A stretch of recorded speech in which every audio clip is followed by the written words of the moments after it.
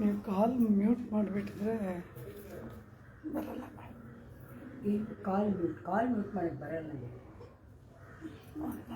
ಬರಲ್ಲ. ನಾನು ಇದನ್ನು ಮ್ಯೂಟ್ ಮಾಡಿ ಹಾಂ ಏರೋಪ್ಲೇನ್ ಮಾಡಲ್ಲ ರೆಕಾರ್ಡ್ ಆಗಲ್ಲ. ಸೌಂಡ್ ಮ್ಯೂಟ್ ಮಾಡಿದೆ, ಕಾಲ್ ಬಿಡ್ತಿಲ್ಲ. ಅಲ್ಲ ಹೇಳಿಬೇಕಾದ್ರೆ ಮಾಡಿಬಿಡಿಲ್ಲ. ಇಲ್ಲ ಓಪನ್ ಆಗಿರ್ಬೇಕು. ಶ್ರೀಮಾಧವಾಂಘ್ರಿ ಜಲಜದ್ವಯ ನಿತ್ಯ ಸೇವಾ ಪ್ರೇಮಾ ವಿಲಾಸಯ ಪರಾಂಕುಶಪಾದ ಭಕ್ತಂ ಕಾಮಾದಿದೋಷಹರಮಾತ್ಮ ಪದಾಶ್ರಿತಾನಾಂ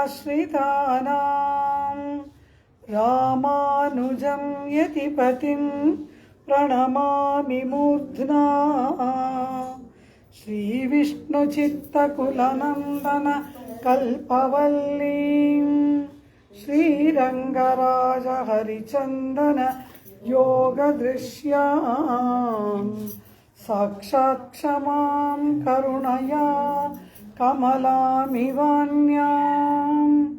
ಗೋದಾಮನನ್ಯ ಶರಣಂ ಪ್ರಪದ್ಯೆ ಉಲ್ಲಾಸಪಲ್ಲವಿತಪಾಲಿತ ಸಪ್ತಲೋಕೀ ನಿರ್ವಾಹಕೋರಕಿತನೇಮ ಕಟಾಕ್ಷಲೀಲಾಂ ಶ್ರೀರಂಗಹರ್ಮ್ಯತಲಮಂಗಳ ದೀಪರೇಖಾಂ ಶ್ರೀರಂಗರಾಜಮಹಿಷೀಂ ಶ್ರಿಯಮಾಶ್ರಯಾಮಃ ಕೃಷ್ಣೋ ರಕ್ಷತು ನೋ ಜಗತ್ತ್ರಯಗುರುಃ ಕೃಷ್ಣಂ ನಮಸ್ಯಾಮ್ಯಹಂ ಕೃಷ್ಣೇ ನಾಮರಶತ್ರವೋ ವಿನಿಗತಾಃ ಕೃಷ್ಣಾಯ ತಸ್ಮೈ ನಮಃ ಕೃಷ್ಣಾದೇವ ಸಮುತ್ಥಿತಂ ಜಗದಿದಂ ಕೃಷ್ಣಸ್ಯ ದಾಸೋಸ್ಮ್ಯಹಂ ಕೃಷ್ಣೇ ತಿಷ್ಠತಿ ಸರ್ವಮೇತದಖಿಲಂ ಹೇ ಕೃಷ್ಣ ರಕ್ಷಸ್ವ ಮಾಂ ನೀಳಾತುಂಗಸ್ತನಗಿರಿತಟೀ ಸುಪ್ತಮುದ್ಬೋಧ್ಯ ಕೃಷ್ಣಂ ಆರಾಧ್ಯಂ ಸ್ವಂ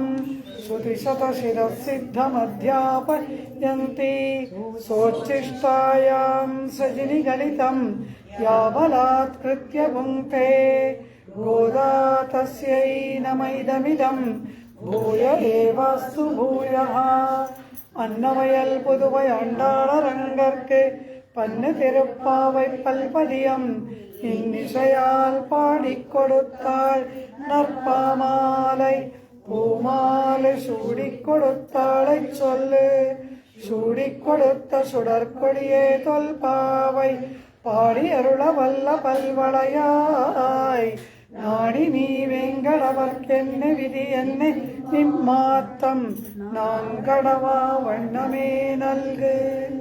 ஆண்டாள் திருவடிகளே சரணம். அம்பரமே தண்ணீரே சோரே அறம் செய்யும் எம்பெருமான் நந்தகோபாலா எழுந்திராய் கொம்பனார்க்கெல்லாம் குழந்தே குலவிளக்கே எம்பெருமாட்டி யசோதாய் அறிவுராய் அம்பரமூடரத்து ஓங்கி உலகளந்த உம்பர் கோமானே உறங்காதெழுந்திராய் சம்பற்கழலடி செல்வா பலதேவா உம்பியும் நீயும் உறங்கேலோரெம்பாவாய். ஆண்டாள் திருவடிகளே ಶರಣಂ. ಶ್ರೇಯಪತಿಯಾಗಿ ಅಖಿಲೇಯ ಪ್ರತ್ಯನೀಕ ಸಮಸ್ತ ಕಲ್ಯಾಣೈಕ ತಾನನಾದ ಪರಾತ್ಪರನಾದ ಪರಮಾತ್ಮನನ್ನು ಗುರುಮುಖೇನ ಆಶ್ರಯಣ ಮಾಡಬೇಕು. ಪಾಪಿಷ್ಠ ಕ್ಷತ್ರಬಂಧುಶ್ಚ ಪುಂಡರೀಕಶ್ಚ ಪುಣ್ಯಕೃತ್ ಆಚಾರ್ಯವತ್ತಯ ಮುಕ್ತೌ ತಸ್ಮಾತ್ ಆಚಾರ್ಯವಾನ್ ಭವೇತ್ ಎನ್ನುತ್ತದೆ ಶಾಸ್ತ್ರಗಳೆಲ್ಲವೂ ಕೂಡ. ಪಾಪಿಷ್ಠ ಕ್ಷತ್ರಬಂಧುಶ್ಚ ಪರಮ ಪಾಪಿಯಾಗಿರ್ತಕ್ಕಂತಹ ಕ್ಷತ್ರಬಂಧು ಎಂಬುವನೊಬ್ಬ, ಅವನ ಒಬ್ಬ ತ್ರಿಶಂಕು, ಆ ವಸಿಷ್ಠರ ಶಾಪಕ್ಕೆ ಒಳಗಾದಂತಹ ಇಕ್ಷ್ವಾಕು ವಂಶದ ಒಬ್ಬ ರಾಜ. ಅವನಾಗಲಿ ಅಂತಹ ಪರಮ ಪಾಪಿಷ್ಠನಾದಂತಹ ಕ್ಷತ್ರಬಂಧುವಾಗಲಿ, ಪರಮ ಭಾಗವತೋತ್ತಮನಾಗಿ ಇರ್ತಕ್ಕಂತಹ ಪುಂಡರೀಕ ಎಂಬತಕ್ಕಂತಹ ಭಾಗವತೋತ್ತಮನಾಗಲಿ, ಯಾರೇ ಆಗಿರಲಿ ಅವರೆಲ್ಲರಿಗೂ ಕೂಡ ಸದ್ಗತಿ ಪ್ರಾಪ್ತಿ ಎಂಬುದು ಆಚಾರ್ಯವತ್ತಯ ಮುಕ್ತೌ ತಸ್ಮಾತ್ ಆಚಾರ್ಯವಾನ್ ಭವೇತ್. ಅವನು ಯಾರೇ ಆಗಿದ್ದರೂ ಹೇಗೆ ಆಗಿದ್ದರೂ ಗುರುಮುಖೇನವೇ ಅವನಿಗೆ ಮುಕ್ತಿ, ಗುರುಮುಖೇನವೇ ಆಚಾರ್ಯ ಮುಖೇನವೇ ಅವನಿಗೆ ಪರಮಪದ ಪ್ರಾಪ್ತಿ, ಪರಮಾಪ್ತ ಪ್ರಾಪ್ತಿ ಎಂಬುದನ್ನು ಶಾಸ್ತ್ರಗಳು ತಿಳಿಸುತ್ತವೆ. ಆದ್ದರಿಂದಲೇ ಎಲ್ಲ ಕಡೆಗಳಲ್ಲಿ ಪರಮಾತ್ಮನೇ ನೇರಾಗಿ ನಿಂತು ನಮಗೆ ಪ್ರತ್ಯಕ್ಷನಾದರೂ ಕೂಡ ಈ ಆತ್ಮ ಮುಕ್ತಿಯನ್ನು ಹೊಂದಬೇಕಾದರೆ ಅದು ಗುರೂಪದೇಶವನ್ನು ಪಡೆದವನಿಗೆ ಮಾತ್ರ ಎಂಬುದಾಗಿ ಶಾಸ್ತ್ರ ಹೇಳ್ಬಿಡ್ತು. ಸೋಮಾಶ್ರಿಯಾಂಡಾನ್ ಎಂಬುದಾಗಿ ಒಬ್ಬ ಆಚಾರ್ಯರು, ಅವರು ಸುಶ್ರಾವ್ಯವಾಗಿ ಪಾಶರಗಳನ್ನು ಗಾನ ಮಾಡಬಲ್ಲವರು, ಪರಮಾತ್ಮನ ನಾಮ ಸಂಕೀರ್ತಗಳನ್ನು ಬಹಳ ಮಧುರವಾಗಿ ಹಾಡಬಲ್ಲವರು. ಅಂತಹ ಒಬ್ಬ ಆಚಾರ್ಯರು ಒಮ್ಮೆ ನಮ್ಮ ತಿರುನಾರಾಯಣಪುರಂ ದಿವ್ಯಕ್ಷೇತ್ರಕ್ಕೆ ಬಂದು ಪರಮಾತ್ಮನನ್ನು ಸುಶ್ರಾವ್ಯವಾಗಿ ಗಾನ ಮಾಡ್ತಾರೆ. ಆ ಪರಮಾತ್ಮ ಅವರ ಗಾನಕ್ಕೆ ವಶನಾಗಿ ಅವರ ಮುಂದೆ ನಾಟ್ಯವನ್ನು ಮಾಡ್ತಾನೆ. ಆನಂದವಾಗಿ ಪರಮಾತ್ಮನ ನಾಟ್ಯ, ಇವರ ಗಾನ. ಹೀಗೆ ಬಂದಾಗ ಆಚಾರ್ಯ ರಾಮಾನುಜರು ಅಲ್ಲೇ ವಿಜಯ ಮಾಡಿಸಿರುತ್ತಾರೆ. ಆದರೆ ಇವರಿಗೆ ಆಚಾರ್ಯ ರಾಮಾನುಜರನ್ನು ಹೋಗಿ ಆಶ್ರಯಣ ಮಾಡಬೇಕು, ಉಪದೇಶ ತೆಗೆದುಕೊಳ್ಳಬೇಕು ಎಂಬುದಿಲ್ಲ. ಕಾರಣ, ನಾನು ಹಾಡಿದರೆ ಪರಮಾತ್ಮನೇ ಬರ್ತಾನೆ, ನನಗ್ಯಾಕೆ ಇನ್ನೊಬ್ಬರ ಹಂಗು ದಾಕ್ಷಿಣ್ಯ ಎಂಬ ಭಾವ ಅವರನ್ನು ಇವರು ಕಡೆಗಾಣಿಸಿ ಬಿಟ್ಟಿರ್ತಾರೆ. ಆಗ ಯಾರೋ ಹೇಳ್ತಾರೆ, ಪರಮಾತ್ಮ ಈ ಆಚಾರ್ಯ ರಾಮಾನುಜರೇ ಅವರಾಗಿ ಇವರ ಬಳಿಗೆ ಬಂದು ಹೇಳ್ತಾರೆ, ಓ ಆಂಡಾನ್ರವರೇ, ನೀವು ಗಾನ ಮಾಡಿದಾಗ ಪರಮಾತ್ಮ ಬಂದು ನಾಟ್ಯ ಮಾಡ್ತಾನಂತಲ್ಲ, ಇಂದು ಪರಮಾತ್ಮ ಬಂದಾಗ ನನಗೆ ಮೋಕ್ಷ ಉಂಟಾ ಎಂಬುದಾಗಿ ಅವನನ್ನು ಕೇಳ್ಬಿಟ್ಟು ಹೇಳ್ತೀರಾ ಅಂತಾರೆ. ಇವರು ಅವ್ರಿಗೆ ಹೇಳ್ತಾರೆ, ಓ ನಾ ಕರೆದಾಗ ಪರಮಾತ್ಮ ಬರ್ತಾನೆ, ಇವತ್ತು ಬಂದರೆ ಕೇಳ್ಬಿಟ್ಟು ನಿಮ್ಗೆ ಹೇಳ್ಬಿಡ್ತೀನಿ ಅಂದರು. ಪರಮಾತ್ಮ ಇವರು ಗಾನ ಮಾಡಿದ್ರು, ಪರಮಾತ್ಮ ಬಂದ ನಾಟ್ಯವಾಡ್ತಾ ಇದ್ದಾನೆ. ಕೊನೆಗೆ ಕೇಳ್ತಾರೆ, ಇಲ್ಲೊಬ್ಬ ಸನ್ಯಾಸಿ ಬಂದಿದ್ದಾರಲ್ಲ ಅವರಿಗೆ ಮೋಕ್ಷ ಉಂಟಾ ಅಂತ. ಧಾರಾಳವಾಗಿ ಉಂಟು ಅಂದ್ಬಿಟ್ಟ ಪರಮಾತ್ಮ. ಕೂಡಲೇ ಇವರಿಗೆ ತಮ್ಮ ಬಗ್ಗೆ ಕೇಳಬೇಕು ಅನ್ನೋ ಕುತೂಹಲ.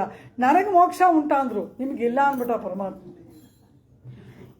ಅವರಿಗೆ ಮೋಕ್ಷ ಉಂಟು ಅಂತೀಯ, ನನಗಿಲ್ಲ ಅಂತೀಯ, ನಾನು ಗಾನ ಮಾಡಿದರೆ ನೀನು ಒಂದು ನಾಟ್ಯ ಮಾಡ್ತೀಯ, ಹಾಗಿರುವಾಗ ನನಗೆ ಮುಕ್ತಿ ಇಲ್ಲವಾ ಅಂದರು. ಪರಮಾತ್ಮ ಹೇಳಿದನಂತೆ, ನೀ ಪಾಡಿನಾಯ್ ನಾನು ಆಡಿನೇನ್ ಕಣಕ್ಕೆ ತಿಂದದು. ನೀನು ಗಾನ ಮಾಡಿದೆ, ನಾನು ಅದಕ್ಕೆ ನಾಟ್ಯ ಮಾಡಿದೆ, ಅಲ್ಲಿಗೆ ಅದಕ್ಕೆ ಮುಗಿದೋಯ್ತು, ಅದಕ್ಕೂ ಮೋಕ್ಷಕ್ಕೂ ಸಂಬಂಧ ಇಲ್ಲ ಅಂದ್ರಂತೆ. ಅಯ್ಯಯ್ಯೋ, ನನಗೆ ಮುಕ್ತಿ ಬರಬೇಕಾದ್ರೆ ಏನು ಮಾಡ್ಬೇಕಂದ್ರು. ಸನ್ಯಾಸಿ ಬಂದಿದ್ದಾರಲ್ಲ, ಹೋಗೋರು ಪಾದ ಹಿಡಿ ಇನ್ನಂತೆ ಪರಮಾತ್ಮ. ಅನಂತರ ಹೋಗಿ ಆಚಾರ್ಯರನ್ನು ಆಶ್ರಯ ಮಾಡಿ ಅವರ ಮೂಲಕ ಉಪದೇಶವನ್ನು ತೆಗೆದುಕೊಳ್ತಾರೆ. ಇದು ಚರಿತ್ರೆ. ಗುರುವಿನ ಗುಲಾಮನಾಗದ ತನಕ ದೊರೆಯದಣ್ಣ ಮುಕುತಿ ಎಂತಾರಲ್ಲವ ದಾಸವರಣ್ಯರು. ಆ ರೀತಿ ಆಚಾರ್ಯವಾತ್ ತಯ ಮುಕ್ತೌ ಪಾಪಿಷ್ಠ ಕ್ಷತ್ರಬಂಧುಶ್ಚ ಪುಂಡರೀಕಶ್ಚ ಪುಣ್ಯಕೃತ್ ಆಚಾರ್ಯವತ್ತಯ ಮುಕ್ತೌ ತಸ್ಮಾತ್ ಆಚಾರ್ಯವಾನ್ ಭವೇತ್. ಆದ್ದರಿಂದ ಆಚಾರ್ಯರನ್ನು ಉಳ್ಳವನಾಗಿ ಗುರುವನ್ನು ಉಳ್ಳವನಾಗಿಯೇ ಆಗಬೇಕು. ಅವರ ಮುಖೇನ ಪರಮಾತ್ಮನನ್ನು ಆಶ್ರಯಣ ಮಾಡಬೇಕು. ಅವರು ಪರಮಾತ್ಮನ ಪಾದದಲ್ಲಿ ಪುಷ್ಪವನ್ನು ಸಮರ್ಪಣೆ ಮಾಡುವಂತೆ ನಮ್ಮನ್ನು ಪರಮಾತ್ಮನ ಪಾದದಲ್ಲಿ ಸಮರ್ಪಣೆ ಮಾಡಬೇಕು. ಅದಲ್ಲವಾ ಪರಮಾತ್ಮ ಅದಕ್ಕಾಗಿ ಅಲ್ಲವಾ ಅವನಿಗೆ ಆಚಾರ್ಯನಾಗಬೇಕು ಅಂತ ಆಸೆ ಅಂತೆ. ಪರಮಾತ್ಮನಿಗೆ ನೋಡಿದನಂತೆ, ನನಗಿಂತ ಆಚಾರ್ಯರ ಸ್ಥಾನ ದೊಡ್ಡದಾಗಿದೆಯಲ್ಲ, ನನ್ನನ್ನು ಬಿಟ್ಟರೂ ಕೂಡ ಆ ಗುರುವನ್ನು ಆಶ್ರಯ ಮಾಡಿದವನು ಮೋಕ್ಷಕ್ಕೆ ಹೋಗ್ಬಿಡ್ತಾನಲ್ಲ. ಆದ್ದರಿಂದ ನನಗಿಂತ ಆಚಾರ್ಯ ಸ್ಥಾನ ದೊಡ್ಡದು, ನಾನೂ ಕೂಡ ಒಬ್ಬ ಆಚಾರ್ಯನಾಗಬೇಕು ಅಂತ ಆಸೆ ಬಂತಂತೆ ಪರಮಾತ್ಮನಿಗೆ. ಹೇಗೆ ಆಚಾರ್ಯನಾಗೋದು ಅಂತ ನೋಡಿದನಂತೆ. ಎಂದೂ ಇಲ್ಲದ ಸಂದೇಹ, ಯಾವಾಗಲೂ ಬಾರದ ಸಂದೇಹ ಆ 18 ಅಕ್ಷರಗಳ ಮಧ್ಯದಲ್ಲಿ ನಿಂತ ಅರ್ಜುನನಿಗೆ ಬಂದ್ಬಿಡ್ತು.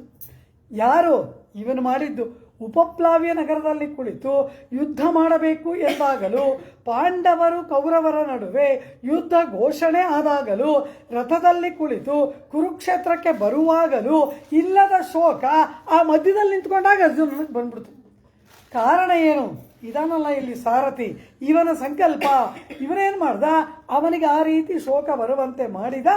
ಅವನು ತನ್ನನ್ನು ಪ್ರಶ್ನೆ ಕೇಳುವ ಹಾಗೆ ಮಾಡಿ ಒಂದು 18 ಅಧ್ಯಾಯ 700 ಶ್ಲೋಕ ಹೇಳ್ಬಿಟ್ಟು ಗೀತಾಚಾರ್ಯ ಎಂಬುದಾಗಿ ಒಂದು ಬಿರುದು ತೆಗೆದುಕೊಂಡು ಬಿಟ್ಟಂತೆ, ನಾನು ಆಚಾರ್ಯನಾದೆ ಎಂಬುದಾಗಿ. ಆಚಾರ್ಯ ಪದವಿಯೈ ಎಂಬೆರುಮಾನುಂ ಆಶೆಪಟ್ಟಾನಿದೆ.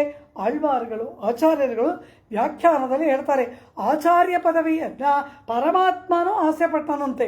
ಕಾರಣ ಅಂದರೆ ಆ ಆಚಾರ್ಯ ಸ್ಥಾನ ಅಷ್ಟು ದೊಡ್ಡದು, ಆ ಗುರುವಿನ ಸ್ಥಾನ ಅಷ್ಟು ದೊಡ್ಡದು. ಅದಕ್ಕಾಗಿಯೇ ಪರಮಾತ್ಮ ಒಂದು ಅವತಾರವನ್ನೇ ಮಾಡಿಬಿಟ್ಟನಂತೆ. ಯಾವ ಅವತಾರ? ಬದರಿಕಾಶ್ರಮದಲ್ಲಿ ನರನಾರಾಯಣ ಋಷಿಗಳಾಗಿ ಪರಮಾತ್ಮ ಅವತಾರ. ನಾರಾಯಣ ಋಷಿಯೂ ಪರಮಾತ್ಮನೇ, ನರ ಎಂಬ ಶಿಷ್ಯನೂ ಪರಮಾತ್ಮನೇ. ಗುರುವಾಗಿರುವವರು ನಾರಾಯಣ ಋಷಿ, ಶಿಷ್ಯನಾಗಿ ಇರುವವರು ನರ ಋಷಿ. ಈ ನರನೂ ಪರಮಾತ್ಮನೇ, ನಾರಾಯಣನೂ ಪರಮಾತ್ಮನೇ. ಎರಡೂ ತಾನೇ ಆಗಿ, ಗುರುವೂ ತಾನೇ ಆಗಿ, ಶಿಷ್ಯನೂ ತಾನೇ ಆಗಿ ಪರಮಾತ್ಮ ಒಂದು ಅವತಾರವನ್ನು ಮಾಡಿ ನಾರಾಯಣ ಋಷಿ ನರ ಋಷಿಗೆ ಅಷ್ಟಾಕ್ಷರ ಮಹಾಮಂತ್ರವನ್ನು ಉಪದೇಶ ಮಾಡಿದನಲ್ಲವಾ. ಶಿಂಗಾಮೈ ವಿರಿತ್ತವನ್ ತಿರುಮಂಗಾಳ್ವಾರ ಹಾಡ್ತಾರೆ. ಆ ಪೂರ್ಣವಾದ ವೇದಗಳ ಸಾರಾರ್ಥವನ್ನು ಸ್ವಲ್ಪವೂ ಊನಬಾರದಂತೆ ಆ ನರನಾರಾಯಣನಾಯ್ ಉಲಹತ್ತರ ನೂಲ್ ಶಿಂಗಾಮೈ ವಿರಿತ್ತವನ್ ಎನ್ನುತ್ತಾರೆ ತಿರುಮಂಗಯಾಳ್ವಾರ್. ಆ ರೀತಿ ಆ ಪೂರ್ಣವಾಗಿ ವೇದಗಳ ಅರ್ಥವನ್ನು ಒಳಗೊಂಡಂತಹ ಅಷ್ಟಾಕ್ಷರ ಮಹಾಮಂತ್ರವನ್ನು ಆ ನರ ಋಷಿಗೆ ಉಪದೇಶ ಮಾಡುವ ಮೂಲಕ ನಾರಾಯಣ ಋಷಿ ಆಚಾರ್ಯನಾಗಿ ಬಿಟ್ಟ. ಆದ್ದರಿಂದಲೇ ಅಷ್ಟಾಕ್ಷರ ಮಂತ್ರ ನಮಗೆ ಉಪದೇಶ ಮಾಡುವಾಗ ಮೊದಲು ನಮಗೆ ಗುರು ಪರಂಪರೆಯನ್ನು ಹೇಳ್ಕೊಡ್ತಾರೆ. ಇಲ್ಲಿಂದ ನಮ್ಮ ಗುರುವಿನಿಂದ ಪ್ರಾರಂಭಿಸಿ ಶ್ರೀ ನಮಃ ಶ್ರೀಧರಾಯ ನಮಃ, ಅವನು ಪ್ರಥಮಾಚಾರ್ಯ, ಅವನಿಂದಲ್ಲವ ಅಷ್ಟಾಕ್ಷರ ಮಹಾಮಂತ್ರ ನಮ್ಮವರೆಗೆ ಉಪದೇಶ. ಈ ರೀತಿ ಆಸೆ ಪಟ್ಟನಂತೆ ಶಿಂಗಾಮೈ ವಿರಿತ್ತವನ್ ಎನ್ನುತ್ತಾರೆ ತಿರುಮಂಗಯಾಳ್ವಾರ್. ನಿನ್ ತಿರುವೆಟ್ಟೆழுத்தும் கற்று உத்ததும் உன் அடியார்க்கு அடிமை ಅಂತಾರೆ. ಕಣ್ಣಪುರಮನ್ನುಡೆಯಾನಕ್ಕೆ ಅಡಿಯೇನ್ ಒರುವರ್ ಕುರಿಯೇನೋ ಎಂಬುದಾಗಿ ಆ ಅಷ್ಟಾಕ್ಷರದ ಅರ್ಥಗಳೆಲ್ಲವೂ ಕೂಡ ತಿರುಮಂಗಯಾಳ್ವಾರರ ಹೃದಯದಲ್ಲಿ ನೆಲೆಗೊಳ್ಳುವಂತೆ ಮಾಡಿದ ಆಚಾರ್ಯನಾರು ಈ ಪರಮಾತ್ಮ. ತಿರುಮಂಗಯಾಳ್ವಾರ್ಗೆ ಇವನೇ ಆಚಾರ್ಯ, ಅಷ್ಟಾಕ್ಷರ ಮಂತ್ರವನ್ನು ಉಪದೇಶ ಮಾಡಿದವನು. ಅರ್ಜುನನಿಗೆ ಗೀತೆಯನ್ನು ಉಪದೇಶ ಮಾಡಿ ಗೀತಾಚಾರ್ಯ ಎಂಬ ಪಟ್ಟ ಪಡೆದುಕೊಂಡ. ನರ ಋಷಿಗೆ ನಾರಾಯಣನಾಗಿ ಬಂದು ಅಷ್ಟಾಕ್ಷರ ಮಂತ್ರೋಪದೇಶವನ್ನು ಮಾಡಿ ನಾರಾಯಣ ಗುರುವಾಗಿ ಬಿಟ್ಟ, ಆಚಾರ್ಯನಾಗಿ ಬಿಟ್ಟ. ಈ ರೀತಿ ಆ ಪರಮಾತ್ಮನೂ ಕೂಡ ಆಚಾರ್ಯ ಸ್ಥಾನವನ್ನು ಅಪೇಕ್ಷೆ ಪಡ್ತಾನಂತೆ. ಪೀದಹವಾಡೆ ಪಿರಾನಾರ್ ಪಿರಮ ಗುರುವಾಗಿ ಬಂದಂತಾರೆ ಆಳ್ವಾರ್ ಪೆರಿಯಾಳ್ವಾರ್. ಅಂತಹ ಆ ಆಚಾರ್ಯ ಸ್ಥಾನೀಯರಾದಂತಹ ಈ ದ್ವಾರ ರಕ್ಷಕರನ್ನು ಆಂಡಾಳ್ ಪ್ರಾರ್ಥನೆ ಮಾಡ್ತಾಳೆ, ಒಳಗಡೆ ತಮ್ಮನ್ನು ಅನುಮತಿಸುವಂತೆ. ಹಾಗೆ ಆಚಾರ್ಯ ಸ್ಥಾನೀಯರಾಗಿ ಯಾರ್ಯಾರೆಲ್ಲ ಇದ್ದಾರೆ ಅವರನ್ನೆಲ್ಲ ಆಂಡಾಳ್ ಪ್ರಾರ್ಥನೆ ಮಾಡ್ತಾಳೆ. ಕಾರಣ ಏನು? ಅವರ ಕೃಪೆಯಿಂದಲ್ಲವ ನಮಗೆ ಪರಮಾತ್ಮ ಪ್ರಾಪ್ತಿ. 5 ಕರ್ಮಯೋಗ, ಜ್ಞಾನಯೋಗ, ಭಕ್ತಿಯೋಗ, ಶರಣಾಗತಿ ಇದೆಲ್ಲ ಪರಮಾತ್ಮನನ್ನು ಪಡೆಯುವ ಸಾಧನಗಳು ಅಂದ್ಬಿಟ್ರು. ಪರಮಾತ್ಮನೇ ಒಂದು ಸಾಧನ, ಅದಕ್ಕೆ ಮೇಲೆ ಬೇರೆ ಏನು ಅಂದರು? ಆಚಾರ್ಯಾಭಿಮಾನಮೇ ಉತ್ತಾರಕಂ. ಆಚಾರ್ಯರ ಅಭಿಮಾನವೇ ಒಬ್ಬ ಆತ್ಮನಿಗೆ ಉದ್ಧಾರಕ್ಕೆ ಮಾರ್ಗ ಅಂದ್ಬಿಟ್ರು. ಆಚಾರ್ಯಾಭಿಮಾನ ಅಂದರೆ ಏನು? ನಾವು ಆಚಾರ್ಯರಲ್ಲಿ ಇಟ್ಟ ಅಭಿಮಾನವ ಅಥವಾ ಅವರು ನಮ್ಮಲ್ಲಿ ಇಟ್ಟ ಅಭಿಮಾನವ? ನಮಗೆ ಗುರುಭಕ್ತಿ ಇದೆ, ನಮಗೆ ಆಚಾರ್ಯರಲ್ಲಿ ಭಕ್ತಿ ಇದೆ, ಅದರಿಂದ ನಮಗೆ ಮುಕ್ತಿಯ ಅಥವಾ ಆಚಾರ್ಯರು ನಮ್ಮ ಮೇಲೆ ಇಟ್ಟ ಅಭಿಮಾನದಿಂದ ಮುಕ್ತಿಯಾದರು? ನೀನು ಆಚಾರ್ಯನಲ್ಲಿ ಇಡುವ ಭಕ್ತಿಯಿಂದಲ್ಲ, ಅವರು ನಿನ್ನನ್ನು ಅಭಿಮಾನಿಸ್ತಾರಲ್ಲ ಅದು ಆಚಾರ್ಯಾಭಿಮಾನ. ಗುರುವಿನ ಅಭಿಮಾನಕ್ಕೆ, ಆಚಾರ್ಯರ ಅಭಿಮಾನಕ್ಕೆ ಯಾರು ಪಾತ್ರರಾಗ್ತಾರೆ ಅವರಿಗೆ ಮುಕ್ತಿ. ಆಂಡಾಳು ಏನು ಹೇಳ್ತಾಳೆ, ಇವಳೇ ಸ್ವತಃ ಭಕ್ತಿಜ್ಞಾನ ವೈರಾಗ್ಯಗಳ ಶಿಖಾಮಣಿ, ಪಿಂಜಾಯಿ ಪഴുತ್ತಾಳೆ ಆಂಡಾಳೈ ಎನ್ನುತ್ತಾರೆ ಉಪದೇಶ ರತ್ನ ಮಾಲೆಯಲ್ಲಿ ಸ್ವಾಮಿ ಮಣವಾಳ ಮಾಮನಿಗಳು. ಅಲ್ಲಿ ಇವಳು ಹುಟ್ಟಿದಾಗಲೇ ಭಕ್ತಿಜ್ಞಾನ ವೈರಾಗ್ಯಗಳಿಂದ ಪ್ರಕಾಶಿಸಿದವಳು ದೇವಿ ಆಂಡಾಳಲ್ಲವಾ. ಆದರೆ ಅವಳೇನು ಹೇಳ್ತಾಳೆ, ನಾನು ನೇರಾಗಿ ಪರಮಾತ್ಮನ ಬಳಿಗೆ ಹೋಗ್ಬಿಡ್ತೀನಿ ಇಲ್ಲ. ನಾಚ್ಯಾರ್ ತಿರುಮಳಿಯಲ್ಲಿ ಏನು ಹೇಳ್ತಾಳೆ, ವಿಟ್ಟು ಸಿತ್ತರ್ ತಂಗಳ್ ದೇವರೈ ಬರುವಿಪ್ಪರೇಲ್ ಅದು ಕಾಂಡುಮೇ ಎಂಬುದಾಗಿ ಹೇಳ್ತಾಳೆ. ಅಂದರೆ ಆ ವಿಷ್ಣು ಚಿತ್ತರಾಗಿರ್ತಕ್ಕಂತಹ ನನ್ನ ಆಚಾರ್ಯರಾದ ಪೆರಿಯಾಳ್ವಾರ್ ಆ ಪರಮಾತ್ಮನನ್ನು ಕರೆದು ನನ್ನನ್ನು ಒಪ್ಪಿಸಿದಾಗ ಮಾತ್ರ ನನಗೆ ಪರಮಾತ್ಮ ಪ್ರಾಪ್ತಿ ಅಂತಾಳೆ. ಇವಳೇ ಸ್ವತಃ ಭಕ್ತಿಜ್ಞಾನ ವೈರಾಗ್ಯಗಳ ಶಿಖಾಮಣಿ. ಆದರೆ ಇವಳು ಹೇಳೋದೇನು, ಅದರ ಮೇಲೆ ಹೇಳ್ತಾಳೆ, ಕೊಲ್ಲಯರಕ್ಕಿಯೇ ಮೂಕ್ಕರಿಂದಿಟ್ಟ ಕುಮರನಾರ್ சொல்லும் பொய்யானால் நானும் பிறந்தமை பொய்ಯನ್ನೇ. ಕೊಲ್ಲೈ ಅರಕ್ಕಿಯೈ ಯಾರವಳು, ಶೂರ್ಪಣಖ. ಶೂರ್ಪಣಖೆಗೆ ನಾಸಿಕಾಚ್ಛೇದನ ಮಾಡಿದ ಸತ್ಯವಾಕ್ಯನೆಂದು ಬಿರುದು ಪಡೆದ ರಾಮನ ಮಾತು ಬೇಕಾದರೂ ಸುಳ್ಳಾಗಬಹುದು.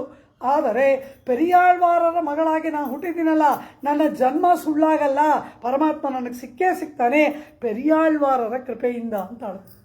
ರಾಮ ಸುಳ್ಳಾಡುವವನಲ್ಲ, ಆದರೆ ರಾಮನ ಮಾತು ಬೇಕಾದರೂ ಸುಳ್ಳಾಗ್ಬೋದು, ನನ್ನ ಜನ್ಮ ಸುಳ್ಳಲ್ಲ ಅಂದ್ರೇನು, ಪೆರಿಯಾಳ್ವಾರರ ಕೃಪೆಯಿಂದ ನನಗೆ ಪರಮಾತ್ಮ ಪ್ರಾಪ್ತಿ, ಕೃಷ್ಣನೊಡನೆ ವಿವಾಹ ನನಗೆ ನಡೆದೇ ತೀರತ್ತೆ ಅಂತಾಳೆ ಆಂಡಾಳ್. ವಲ್ಲ ಪರಿಷ್ வருவிப்பரேல் அதிகாண்டமே.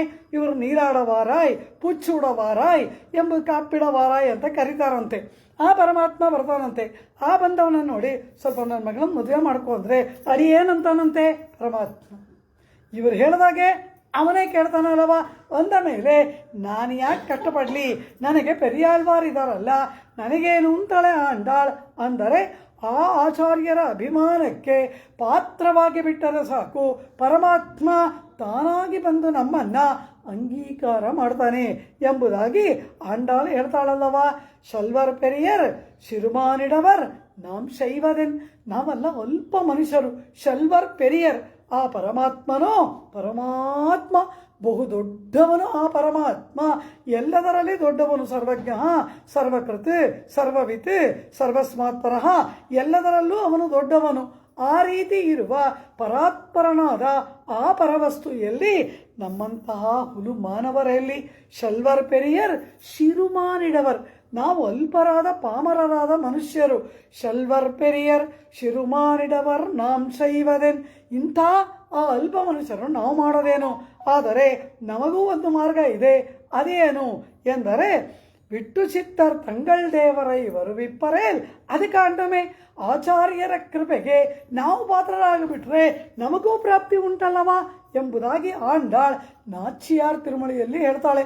ಈ ರೀತಿ ಆಂಡಾಳಳೆ ಆಚಾರ್ಯರ ಬಗ್ಗೆ ಅಲ್ಲಿ ಏನು ಹೇಳ್ತಾಳೆ ಅದನ್ನು ಇಲ್ಲಿ ಅನುಷ್ಠಾನ ಮಾಡ್ತಾ ಆ ದ್ವಾರ ರಕ್ಷಕರಾಗಿ ಇರುವವರನ್ನ ಆಚಾರ್ಯ ಸ್ಥಾನೀಯರಾಗಿ ಭಾವಿಸಿ, ನೇಷ ನಿಲೈಕ್ಕದವಂ ನೀಕ್ ವಾಯಾಲ್ ಮುನ್ನಂ ಮಾತ್ತಾದೆ ಅಮ್ಮ ನೀ ನೇಷ ನಿಲೈಕ್ಕದವಂ ನೀಕ್ ಎಂದಾಗ ಇವರ ಅಪೇಕ್ಷೆಯಂತೆ ಆ ದ್ವಾರ ರಕ್ಷಕ ದ್ವಾರವನ್ನು ತೆಗೆದು ಇವರ ಮಂಗಳಾಶಾಸನ ತತ್ಪರತೆ, ಪರಮಾತ್ಮನ ಕೈಂಕರ್ಯದಲ್ಲಿ ಇರ್ತಕ್ಕಂತಹ ಇವರ ತ್ವರೆಯನ್ನು ಅವನು ಗಮನಿಸಿ ಇವರನ್ನು ಆ ನಂದಗೋಪನ ಭವನದ ಒಳಗಡೆ ಹೋಗುವುದಕ್ಕೆ ಅನುಮತಿಯನ್ನು ಕೊಡ್ತಾನೆ.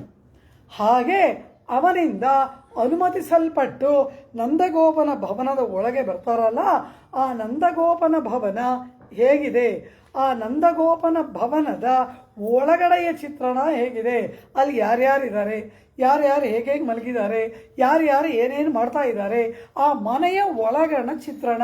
10 ಬಾಲಕಿಯರನ್ನು ಸುಪ್ರಭಾತ ಹಾಡಿ ಎಚ್ಚರಿಸುವಾಗ ಮನೆಯ ಹೊರಗಿನ ಚಿತ್ರಣವೆಲ್ಲ ಬಂತು. ಪ್ರಾಕೃತಿಕವಾದ ಲಕ್ಷಣಗಳು, ಗೋಕುಲದಲ್ಲಿ ನಡೆಯುವ ಲಕ್ಷಣಗಳು, ಇದೆಲ್ಲ ಹೇಳಿದ್ರು. ಈಗ ಆ ನಂದಗೋಪಾಲನ ಭವನದ ಒಳಗಿನ ಚಿತ್ರಣವನ್ನು ಆಂಡಾಳು ಕೊಡ್ತಾಳೆ.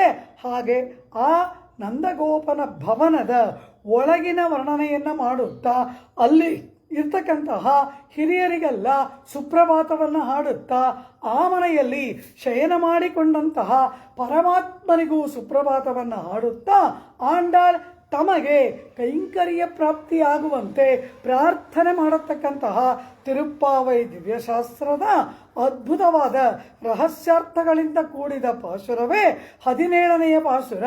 ಅಂಬರಮೇ ತಣ್ಣೀರೇ ಶೋರೆ ಅರಂ ಶಯ್ಯಂ ನಂದಗೋಪಾಲ ಎಳಂದಿರಾಯ್ ಎಂಬುದಾಗಿ 17ನೆಯ ಪಾಶುರದಲ್ಲಿ ಅನೇಕ ವೇದಾಂತಾರ್ಥಗಳೆಲ್ಲವನ್ನ ಆಂಡಾಳ್ ನಿರೂಪಣೆ ಮಾಡ್ತಾಳೆ.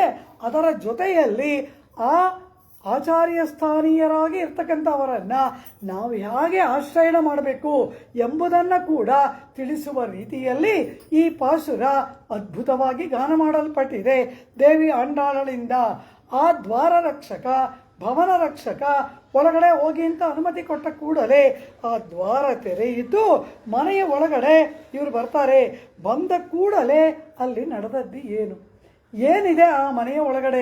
ಬಾಗಿಲನ್ನು ತೆರೆದು ಹೊಸಿಲನ್ನು ದಾಟಿ ಒಳಗೆ ಬಂದ ಕೂಡಲೇ ಇವರು ಕಂಡದ್ದು ಏನನ್ನ? ಅಂಬರಮೇ ತಣ್ಣೀರೇ ಶೋರೆ ಅರಂಶಯ್ಯಂ ನಂದಗೋಪಾಲ. ಆ ಬಾಗಿಲಲ್ಲೇ ಹೊಸಿಲಿನ ಬಳಿಯಲ್ಲಿಯೇ ನಂದಗೋಪಾಲ ಶಯನ ಮಾಡಿಕೊಂಡಿದ್ದಾನಂತೆ. ಮೊಟ್ಟ ಮೊದಲು ಶಯನ ಮಾಡಿಕೊಂಡವನು ನಂದಗೋಪಾಲ. ಆ ನಂದಗೋಪಾಲನಿಗೆ ಸುಪ್ರಭಾತವನ್ನು ಆಂಡಾಳ್ ಗಾನ ಮಾಡ್ತಾಳೆ. ಎಂಬೆರುಮಾನ್ ನಂದಗೋಪಾಲ ಎಳಂದಿರಾಯ್. ಎಂಬೆರುಮಾನ್ ನಮಗೆ ಒಡೆಯನಾದವನೇ. ಹೇ ನಂದಗೋಪಾಲನೇ, ಅವನು ಗೋಕುಲಕ್ಕೆ ಒಡೆಯನಲ್ಲವ? ಅವನು ನಂದಗೋಕುಲಕ್ಕೆ ಒಡೆಯ, ಗೋಕುಲದಲ್ಲಿರುವ ಗೋಪಿಯರಿಗೆ ಒಡೆಯ, ಸ್ವಾಮಿ ರಾಜ. ಆದ್ದರಿಂದ ಎಂಬೆರುಮಾನ್ ಎಂಬುದಾಗಿ ಅವನನ್ನು ಒಡೆಯನೇ ಎಂಬುದಾಗಿ ಕರೀತಾಳೆ. ಆಮೇಲೆ ಅವನ ಹೆಸರು ನಂದಗೋಪಾಲ ಎಂಬುದಾಗಿ ಕರೀತಾರೆ. ಎಂಬೆರುಮಾನ್ ನಂದಗೋಪಾಲ ಎಳಂದಿರಾಯ್. ಒಡೆಯನಾದ ನಂದಗೋಪಾಲನೇ ಏಳುವವನಾಗು ಎಂಬುದಾಗಿ ಆ ನಂದಗೋಪಾಲನಿಗೆ ಸುಪ್ರಭಾತ. ಆದರೆ ಈ ನಂದಗೋಪಾಲ ಕೇವಲ ಒಡೆಯ ಮಾತ್ರನಲ್ಲ, ಇನ್ನೇನು ಅಂದರು. ಆಂಡಾಳ್ ಈ ನಂದಗೋಪಾಲನನ್ನು 4 ಪಾಶರಗಳಲ್ಲಿ ವರ್ಣನೆ ಮಾಡ್ತಾಳೆ. ತಿರುಪ್ಪಾವಯ್ಯ 4 ಪಾಶರಗಳಲ್ಲಿ ನಂದಗೋಪಾಲನ ಬಗ್ಗೆ ಉಲ್ಲೇಖ ಬರುತ್ತೆ. ಎಲ್ಲಿ? ಮೊಟ್ಟ ಮೊದಲನೆಯ ಪಾಶುರ ನಂದಗೋಪನ್ ಕುಮರನ್, ಅಲ್ಲೇ ಹೇಳ್ಬಿಟ್ಲು ನಂದಗೋಪಾಲನ ಪುತ್ರ ಎಂಬುದಾಗಿ. 2ನೆಯದಾಗಿ ಇಲ್ಲಿ ಹೇಳ್ತಾಳೆ ಅರಂಶಯ್ಯಂ ನಂದಗೋಪಾಲ ಎಂಬುದಾಗಿ. ನಾಳೆ ಹೇಳ್ತಾಳೆ ಒಂದು ಮದಗಳಿತ್ತ ನೋಡಾದ ತೋಳ್ವಲಿಯನ್ ನಂದಗೋಪಾಲನ್ ಮರುಮಗಳೇ ಅಂತ ನಾಳೆ ನಂದಗೋಪಾಲನ ಬಗ್ಗೆ ಹೇಳ್ತಾಳೆ. ಮತ್ತೆ 21ನೆಯ ಪಾಶರದಲ್ಲಿ ಆತ್ತಪ್ಪಡೆತ್ತಾನ್ ಮಹನೇ ಎಂಬುದರಿಂದ ನಂದಗೋಪಾಲನನ್ನು ಸೂಚನೆ ಮಾಡ್ತಾಳೆ. 4 ತಿರುಪ್ಪಾವಯ ದಿವ್ಯ ಶಾಸ್ತ್ರದಲ್ಲಿ 4 ಪಾಶರಗಳಲ್ಲಿ ನಂದಗೋಪಾಲನ ಬಗ್ಗೆ ಆಂಡಾಳ್ ಉಲ್ಲೇಖವನ್ನು ಮಾಡ್ತಾಳೆ. 1ನೆಯ ಪಾಶರದಲ್ಲಿ ಮಂಗಳಾಶಾಸನ ತತ್ಪರತೆಯಿಂದ ಕೂಡಿದ ನಂದಗೋಪಾಲ. ಮಗುವಿನ ತೊಟ್ಟಿಲಿನ ಕೆಳಗಡೆ ಒಂದು ಪುಟ್ಟ ಇರುವೆ ಹೋದರೂ ಕೂಡ ಅದನ್ನು ಈಟಿಯಿಂದ ತಿವಿಯುವಷ್ಟು ಮಗನ ಮೇಲೆ ಪ್ರೇಮವುಳ್ಳ ಕ್ರೂರಿಯಾಗಿರುವ ನಂದಗೋಪಾಲ. ಕೊಡುಂತೊಳಿಲನ್ನು ಅಂದ್ಬಿಟ್ಲು, ಕ್ರೂರಿ ಅಂದ್ಬಿಟ್ಲು. ಆ ಕ್ರೌರ್ಯದ ಹಿಂದೆ ಏನಿದೆ? ತೊಟ್ಟಿಲಲ್ಲಿ ಮಲಗಿರುವ ಮಗುವಿನ ಮೇಲಿನ ಪ್ರೇಮ. ಆ ರೀತಿ ಪ್ರೇಮದಿಂದ ಸಣ್ಣ ಇರುವೆ ಕೂಡ ತೊಟ್ಟಿಲಿನ ಕೆಳಗೆ ಹೋಗದಂತೆ ರಕ್ಷಣೆ ಮಾಡುವ ನಂದಗೋಪಾಲನನ್ನು ಮಾರ್ಗಳಿ ತಿಂಗಳ ಪಾಶುರದಲ್ಲೇ ಆಂಡಾಳ್ ಹೇಳಿಬಿಟ್ರು. ಇಲ್ಲಿ ಒಡೆಯನಾದ ನಂದಗೋಪಾಲ. ಆ ಒಡೆಯನಾದ ನಂದಗೋಪಾಲ ಅವನು ಎಂತಹವನು? ಅಂಬರಮೇ ತಣ್ಣೀರೇ ಶೋರೆ ಅರಂಶಯ್ಯಂ ನಂದಗೋಪಾಲ ಎಂಬುದಾಗಿ ಹೇಳ್ತಾಳೆ. ಅಂಬರಮೇ ರೂಪ ಸಾಧನವಾದ ವಸ್ತ್ರವನ್ನು, ತಣ್ಣೀರೇ ಧಾರಕವಾಗಿ ಇರ್ತಕ್ಕಂತಹ ತೀರ್ಥವನ್ನು, ಶೋರೆ ಪೋಷಕವಾಗಿ ಇರ್ತಕ್ಕಂತಹ ಭೋಜನವನ್ನು, ಅರಂಶಯ್ಯಂ ಧರ್ಮಾರ್ಥವಾಗಿ ದಾನವನ್ನು ಕೊಡ್ತಕ್ಕಂತಹ ನಂದಗೋಪಾಲನೇ ಎಂಬುದಾಗಿ ದಾನ ಧರ್ಮಶೀಲನಾದಂತಹ ನಂದಗೋಪಾಲ ಎಂಬುದಾಗಿ ಈ ಪಾಶುರದಲ್ಲಿ ಆಂಡಾಳ್ ಆ ಗೋಕುಲಕ್ಕೆ ಒಡೆಯನಾದ ನಂದಗೋಪಾಲನನ್ನು ಕೊಂಡಾಡ್ತಾ ಇದ್ದಾಳೆ. ರೂಪ ಸಾಧನವಾದ ವಸ್ತ್ರವನ್ನು ದಾನ ಕೊಡ್ತಾನಂತೆ. ಈ ನಂದಗೋಪಾಲ ಬಹಳ ದಾನಶೀಲ, ಎಲ್ಲರಿಗೆ ಧರ್ಮಾರ್ಥವಾಗಿ ಎಲ್ಲವನ್ನ ನೀಡುವವನು ಈ ನಂದಗೋಪಾಲ. ದಶರಥನೂ ದಾನ ಮಾಡ್ದ ಅಂದರು. ಮಹತಾ ತಪಸ ರಾಮ ಅಂತಾರೆ ವಾಲ್ಮೀಕಿ ಭಗವಾನ್ ಶ್ರೀರಾಮಾಯಣದಲ್ಲಿ. ದಶರಥನೂ ಕೂಡ ಅಪಾರವಾಗಿ ಲಕ್ಷಗಟ್ಟಲೆ ಗೋವನ್ನು ದಾನ ಕೊಟ್ಟ. ಆ ಗೋವುಗಳ ಕೊಂಬುಗಳಿಗೆಲ್ಲ ಸ್ವರ್ಣದ ಅಲಂಕಾರ, ಅವುಗಳ ಗೊರಸಿಗೆ ಸ್ವರ್ಣದ ಅಲಂಕಾರ, ಕರೆಯುವ ಪಾತ್ರೆ ಬಂಗಾರದ ಪಾತ್ರೆ, ಹೀಗೆಲ್ಲ ದಶರಥ ಕೂಡ ಕೋಟಿಗಟ್ಟಲೆ ಲಕ್ಷಗಟ್ಟಲೆ ಹಸುವನ್ನ ದಾನ ಕೊಟ್ಟನಲ್ಲವ. ಅಪಾರವಾದ ದಾನ ಧರ್ಮವನ್ನ ಅವನು ಮಾಡ್ದ. ಕಾರಣ ಏನು? ಮಕ್ಕಳನ್ನ ಪಡೆಯುವುದಕ್ಕಾಗಿ ದಶರಥ ಅದನ್ನೆಲ್ಲ ಮಾಡ್ದ. ಆದರೆ ಇಲ್ಲಿ ನಂದಗೋಪಾಲ ಯಾಕೆ ಮಾಡ್ತಾನೆ? ಹುಟ್ಟಿದ ಮಕ್ಕಳಿಗೆ ಮಂಗಳವಾಗಲಿ ಅಂತ ಮಾಡ್ತಾನೆ. ಇವನಿಗೆ ಹುಟ್ಟುಬಿಟ್ಟ, ಕೃಷ್ಣ ಬಂದ್ಬಿಟ್ಟ ಮಗನಾಗಿ. ಇವನ ಮಗ ಹುಟ್ಟಕ್ಕೆ ವ್ರತ ಜಪ ಯಾಗ ಏನಿಲ್ಲ, ಇವನ ಮನೆಗೆ ಅವನಾಗಿ ಬಂದುಬಿಟ್ಟ. ಹೀಗಿರುವಾಗ ಈ ನಂದಗೋಪಾಲ ದಾನ ಧರ್ಮಗಳನ್ನು ಯಾಕೆ ಮಾಡ್ತಾನೆ ಅಂದರೆ, ಮಕ್ಕಳ ಮಂಗಳಾವಹವಾಗಿ ಆ ನಂದಗೋಪಾಲ ದಾನ ಧರ್ಮವನ್ನು ಮಾಡ್ತಾನಂತೆ. ಅರಂ ಎಂದರೆ ಧರ್ಮ. ಧರ್ಮ ಕಾರ್ಯ ಅಂದ್ರೆ ಏನು? ಆತ್ಮಕ್ಕೆ ಒಳಿತನ್ನುಂಟು ಮಾಡುವುದೆಲ್ಲ ಧರ್ಮ. ಹೀಗೆ ದಾನವನ್ನು ಕೊಡುವುದು, ಯಾತ್ರೆ ಹೋಗೋದು, ದೇವಸ್ಥಾನದಲ್ಲಿ ಸೇವೆ ಮಾಡೋದು, ಇದೆಲ್ಲವೂ ಕೂಡ ಆತ್ಮನಿಗೆ ಒಳಿತನ್ನು ಉಂಟು ಮಾಡೋದ್ರಿಂದ ಧರ್ಮ ಅಂತ ಕರೆಸ್ಕೊಳ್ಳುತ್ತೆ. ಧರ್ಮ ಅಂದರೆ ಸಾಧನ ಅಂತ ಒಂದರ್ಥ, ಧರ್ಮ ಅಂದರೆ ಸ್ವಭಾವ ಅಂತ ಒಂದರ್ಥ. ಇದರ ಧರ್ಮ, ಇದರ ಗುಣ ಅದು. ಆ ಗುಣ ಸ್ವಭಾವಗಳಿಗೂ ಧರ್ಮ ಅಂತ ಹೆಸರು. ಹಾಗೆಯೇ ಸಾಧನಗಳಿಗೂ ಧರ್ಮ ಅಂತ ಹೆಸರು. ಇಲ್ಲಿ ಈ ನಂದಗೋಪಾಲ ಧರ್ಮ ಕಾರ್ಯವನ್ನು ಮಾಡ್ತಾ ಇದ್ದಾನೆ ಎಂದರೆ ಆತ್ಮನಿಗೆ ಒಳಿತನ್ನು ಉಂಟು ಮಾಡುವ ಶಾಸ್ತ್ರೋಕ್ತವಾದ ಕಾರ್ಯಗಳನ್ನು ಇವನು ಮಾಡ್ತಾ ಇದ್ದಾನೆ. ಏನು ಮಾಡ್ತಾ ಇದ್ದಾನೆ? ರೂಪಸಾಧನವಾದ ವಸ್ತ್ರವನ್ನ, ಧಾರಕವಾದ ತೀರ್ಥವನ್ನ, ಪೋಷಕವಾದ ಭೋಜನವನ್ನ ದಾನವಾಗಿ ಕೊಡ್ತಾ ಇದ್ದಾನೆ. ಉದಾರನಾದ ನಂದಗೋಪಾಲ, ಫಿಲಾಂಥ್ರಫಿಸ್ಟ್ ಅಂತ ಹೇಳ್ತಾಳೆ. ಎಂಬೆರುಮಾನ್ ಅಂದರೆ ಏನರ್ಥ ಇಲ್ಲಿ? ಕೇವಲ ಒಡೆಯ ಮಾತ್ರವಲ್ಲ, ಉದಾರಿಯಾದ ನಂದಗೋಪಾಲ. ಎಲ್ಲವನ್ನ ಔದಾರ್ಯದಿಂದ, ಔದಾರ್ಯ ಇಲ್ಲದೆ ಹೋದರೆ ಯಾರಿಗೂ ಏನೂ ಕೊಡೋಕ್ಕೆ ಮನಸ್ಸು ಬರಲ್ಲ. ನಂಬರ್ 1 ಜಿಪುಣ ಅಂದರೆ ಯಾರಿಗೇನು ಕೊಟ್ಟಾನು? ಏನನ್ನೂ ಕೊಡುವವನಲ್ಲ.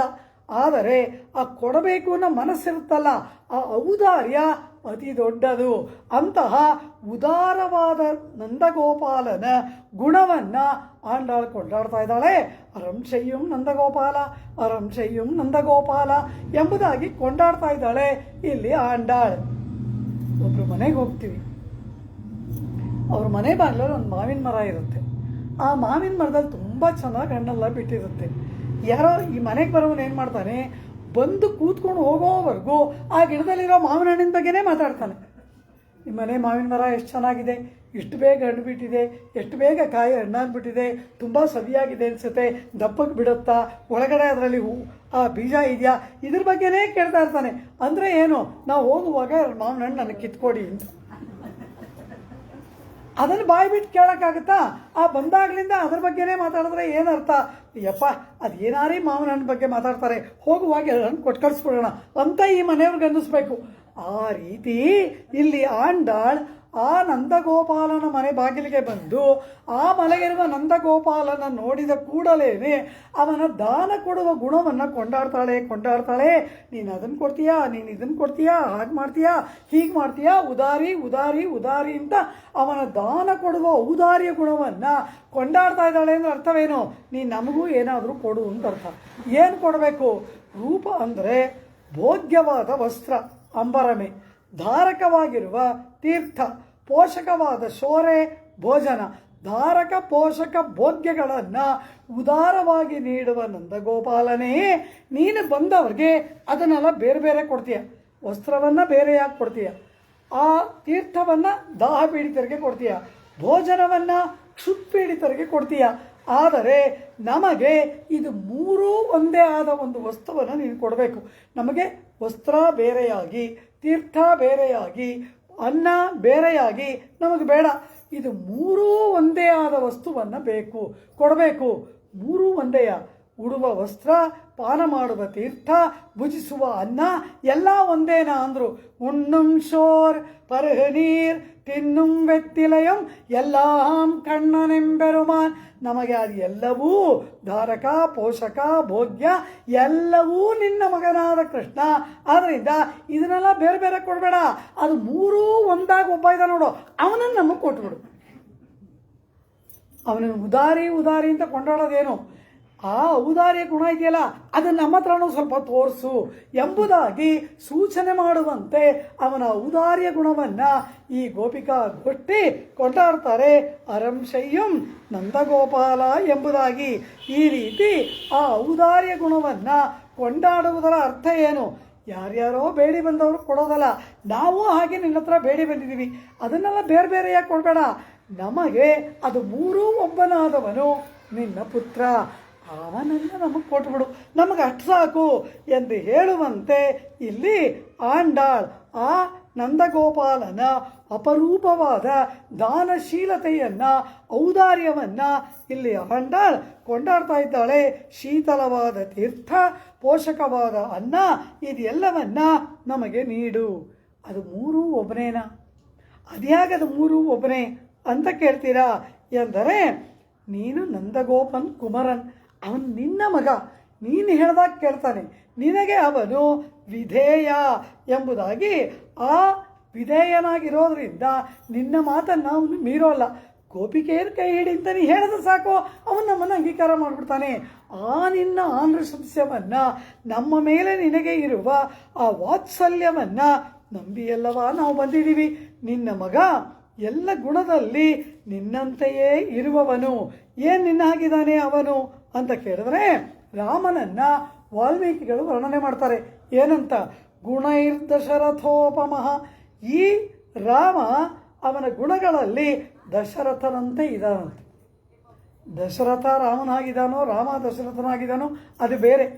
ಇಲ್ಲಿ ಪುತ್ರನಾದ ರಾಮ ತಂದೆಯಾದ ದಶರಥನಂತೆ ಗುಣದಲ್ಲಿ ಇದ್ದಾನೆ ಎಂಬುದಾಗಿ ವಾಲ್ಮೀಕಿ ಹೇಳಿದ್ರಲ್ವಾ. ಹಾಗೆಯೇ ಈ ಕೃಷ್ಣನೂ ಕೂಡ ಗುಣದಲ್ಲಿ ಯಾರಿಗೆ ಸಮಾನನಾಗಿದ್ದಾನೆ? ನಂದಗೋಪನಿಗೆ ಸಮಾನನಾಗಿದ್ದಾನೆ. ಗುಣೈರ್ ದಶರಥೋಪಮಃ ಅಂತ ಹೇಳಿದಾಗೆ ಈ ಕೃಷ್ಣ ಪರಮಾತ್ಮ ಗುಣಗಳಿಂದ ನಂದಗೋಪಾಲನಿಗೆ ಸಮನಾಗಿ ಇದಾನಂತೆ. ನೋಡು, ನೀ ವಸ್ತ್ರವನ್ನು ದಾನ ಕೊಡ್ತೀಯ, ತೀರ್ಥವನ್ನು ದಾನ ಕೊಡ್ತೀಯ, ಅದೇ ರೀತಿ ಭೋಜನವನ್ನು ನೀನು ದಾನವಾಗಿ ಕೊಡ್ತೀಯ. ಆ ರೀತಿ ನೀನು ದಾನವಾಗಿ